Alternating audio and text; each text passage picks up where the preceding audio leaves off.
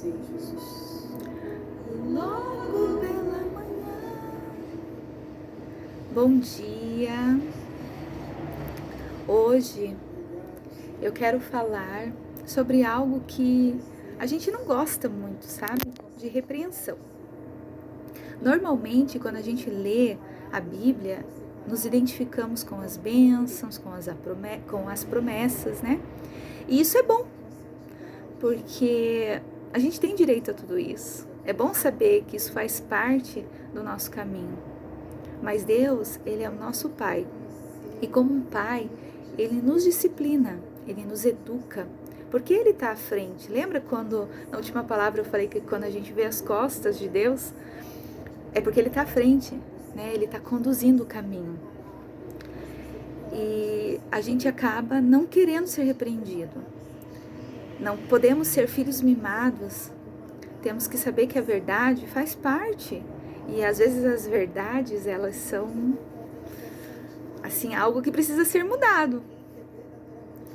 E eu sempre lembro do chamado de Ezequiel. Lá fala assim, ó, no versículo 8 e 9, a seguinte palavra do capítulo 2, tá? Fala assim: mas você, filho do homem, ouça o que eu lhe digo. Não seja rebelde como aquela nação. Abra a boca e coma o que eu vou lhe dar. Então olhei e vi a mão de alguém estendida para mim. Nela estava um rolo de um livro, que ele desenrolou diante de mim. Em ambos os lados do rolo estavam escritos palavras de lamento, pranto e ais. Quando eu li essa palavra a primeira vez, o Espírito Santo me trouxe assim a seguinte conclusão: mesmo que a palavra seja de repreensão, de lamento, pranto e ais, ela ainda continua sendo minha palavra. E é verdade. Daí lá em Hebreus 12, é o que nós vamos ler hoje de verdade, fala sobre Deus disciplinando os seus filhos. Olha só aonde o Senhor vai nos conduzir hoje. Então vou começar do versículo, não vou ler inteiro porque é extenso, do versículo 1 vai até o versículo 28, né? Então não daria tempo, teria que fazer duas partes. Mas eu te convido depois a ler com calma e pensar em cada palavra, meditar, fazer as suas anotações, né? Pega o caderninho e anota o que você achou da palavra, o que o Senhor te tocou. Normalmente eu faço isso, tá?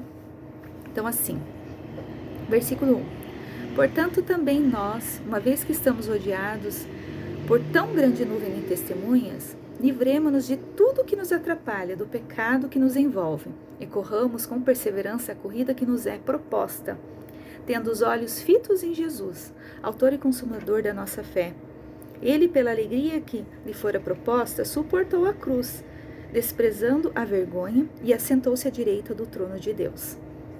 Pensem bem naquele que suportou tal oposição do pecado contra si mesmo, para que vocês não se cansem nem desanimem. Na luta contra o pecado, vocês ainda não resistiram até o ponto de derramar o próprio sangue.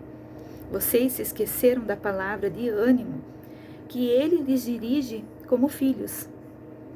Meu filho, não despreze a disciplina do Senhor, nem se magoe com a sua repreensão, pois o Senhor disciplina quem ama e castiga todo aquele a quem aceita como filho. Suportem as dificuldades, recebendo-as como disciplina. Deus os trata como filhos. Ora, qual o filho que não é disciplinado pelo seu pai? Se vocês não são disciplinados, e a disciplina é para todos os filhos, então vocês não são filhos legítimos, mas sim ilegítimos. Além disso, tínhamos pais humanos que nos disciplinavam, e nós os respeitávamos. Quanto mais devemos submeter-nos ao Pai dos Espíritos, para assim vivermos. Nossos pais nos disciplinavam por curto período, segundo lhe parecia melhor. Mas Deus nos disciplina para o nosso bem, para que participemos da sua santidade. Nenhuma disciplina parece ser motivo de alegria no momento, mas sim de tristeza. Mais tarde, porém, produz frutos de justiça e paz para aqueles que para ela forem exercitados. Portanto, fortaleçam as mãos enfraquecidas e os joelhos vacilantes. Façam caminhos retos para os seus pés, para que o manco não se desvie, antes seja curado. Então, vocês viram na palavra que o Senhor disciplina quem Ele ama, né? Ele disciplina os seus filhos. E fala muito de Jesus, que Jesus, Ele aguentou a disciplina ao ponto de cruz, de sangue, né? De derramar o seu próprio sangue. Suportou a vergonha e se assentou ao lado do seu Pai, né?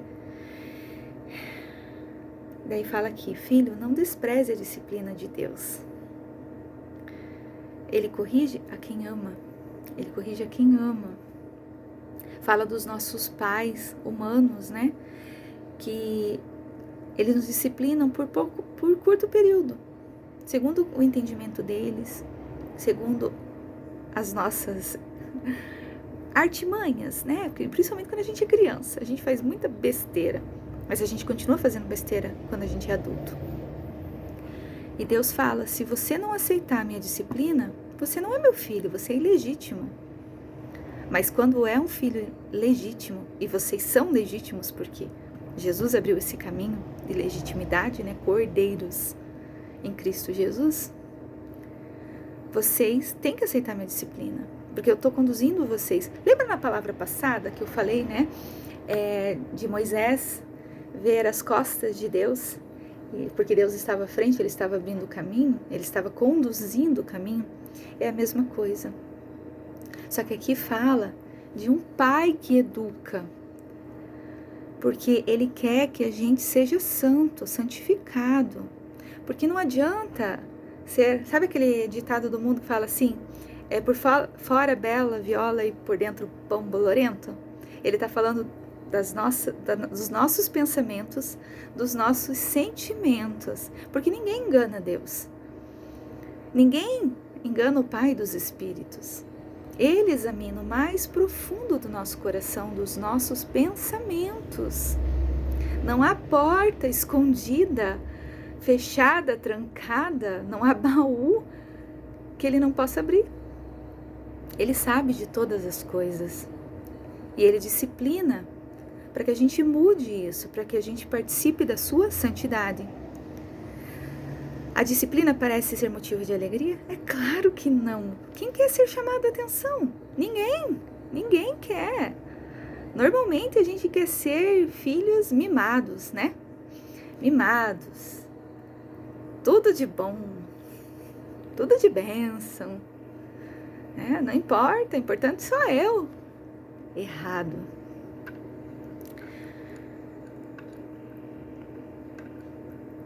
E daí que fala aqui, ó, mais tarde, porém, essa repreensão produzirá frutos de justiça, paz, àqueles que aceitaram, que foram exercitados, né?